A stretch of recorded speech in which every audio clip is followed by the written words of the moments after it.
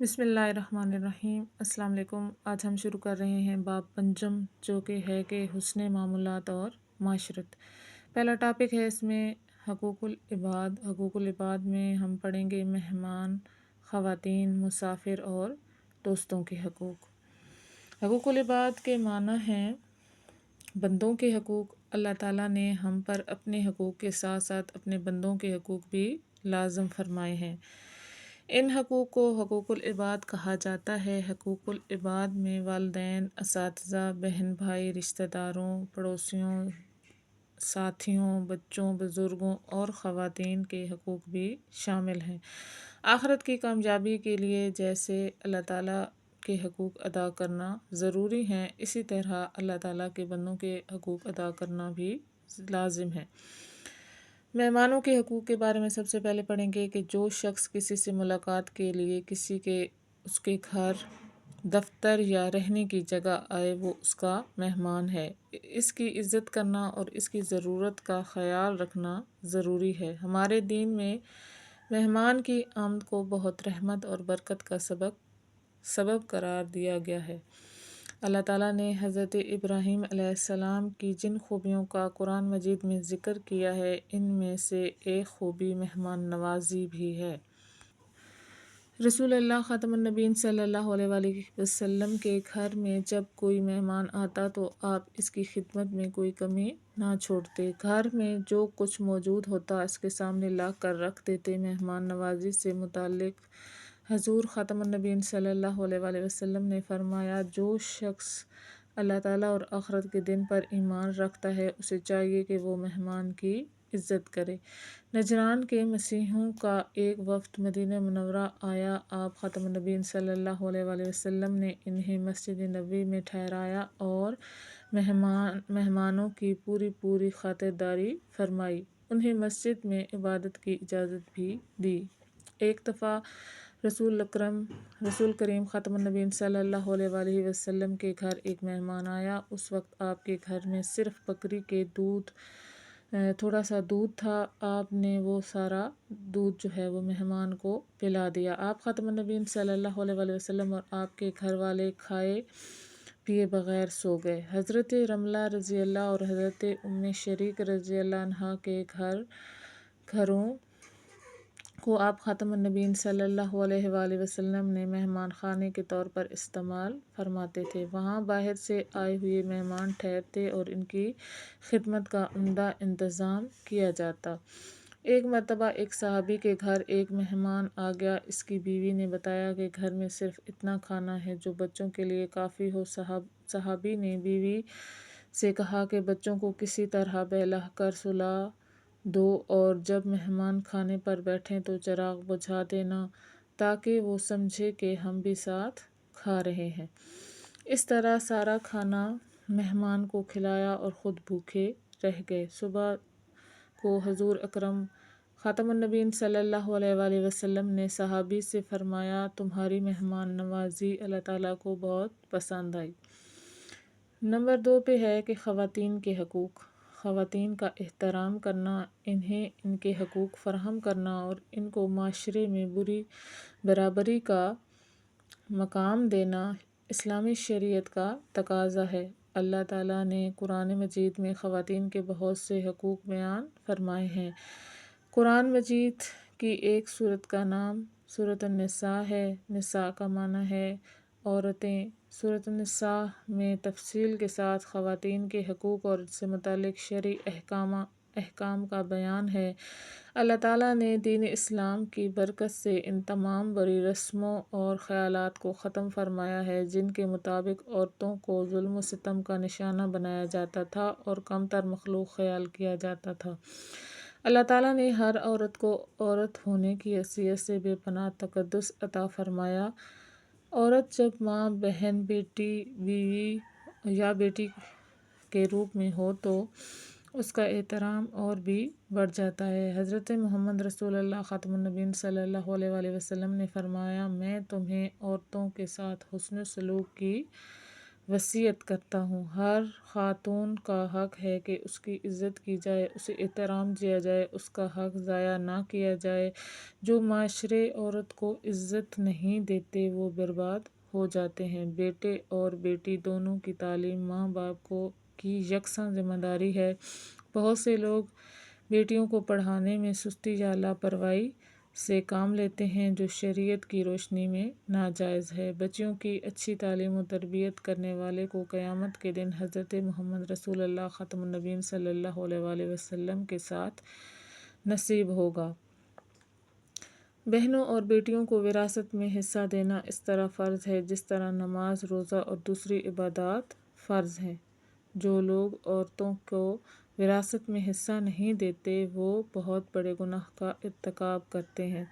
نبی کریم خاتم النبیین صلی اللہ علیہ وآلہ وسلم بیٹیوں سے بہت محبت کرتے تھے۔ آپ خاتم النبیین صلی اللہ علیہ وآلہ وسلم سے پہلے عرب کے لوگ بیٹی کی پیدائش کو اچھا نہیں سمجھتے تھے، لیکن آپ خاتم النبیین صلی اللہ علیہ وآلہ وسلم نے لوگوں کو بتایا کہ جو شخص بیٹی سے محبت کرے گا اور اس کی اچھی تربیت کرے گا، اللہ تعالیٰ اسے جنت میں میرے قریب رکھے گا۔ ایک مرتبہ حضرت محمد رسول اللہ خاتم النبیین صلی اللہ علیہ وسلم کے پاس ایک بہت خوبصورت ہار لایا گیا جس میں قیمتی پتھر لگے ہوئے تھے۔ آپ خاتم النبیین صلی اللہ علیہ وآلہ وسلم نے فرمایا کہ یہ ہار میں اپنے گھر والوں میں سے اسے دوں گا جو مجھے سب سے زیادہ پیارا ہے۔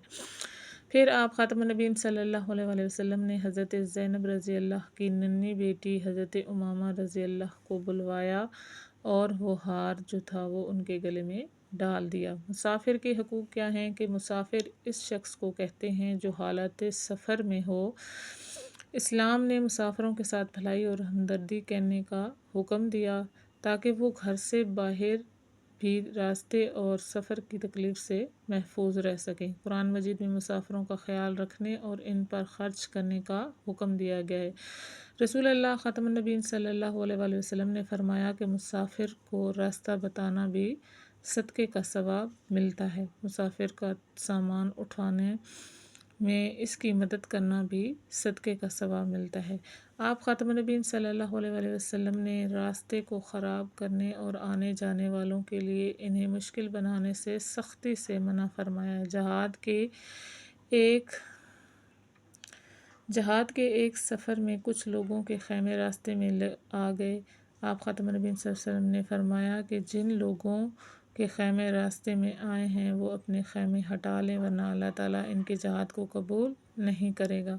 قرآن مجید اور احادیث نبوی میں مسافروں کے بہت سے حقوق بیان کیے گئے ہیں۔ ان میں سے چند ایک یہ ہیں کہ سب سے پہلے ہے کہ مسافروں کو عزت اور دعا کے ساتھ رخصت کرنا، ضرورت کے وقت مسافر کا بوجھ اٹھا لینا، مسافر کو کھلانا اور اس پر خرچ کرنا، ضرورت کے وقت طبی امداد فراہم کرنا، مسافر کو راستہ بتانا اور سفر سے واپسی پر خندۂ پیشانی کے ساتھ مسافر کا استقبال کرنا۔ مسافروں کے بعد ہے دوستوں کے حقوق۔ کچھ لوگ ہمارے رشتہ دار اور مستقل ہمسائے نہیں ہوتے بلکہ ہماری کلاس میں پڑھتے ہیں یا کھیل کے میدان میں ہمارے ساتھ ہوتے ہیں یا مسجد میں ہمارے ساتھ ہوتے ہیں یا ہمیں اس سے سفر میں واسطہ پڑتا ہے۔ یہ سب لوگ ہمارے تھوڑی دیر کے ساتھی ہوتے ہیں۔ ان کے ساتھ اچھا سلوک کرنا اور انہیں تکلیف سے بچانا اللہ تعالیٰ کا حکم ہے۔ ہمارا دین ہمیں ہمارے ساتھیوں کے بارے میں بھی اچھے سلوک کرنے کا حکم دیتا ہے۔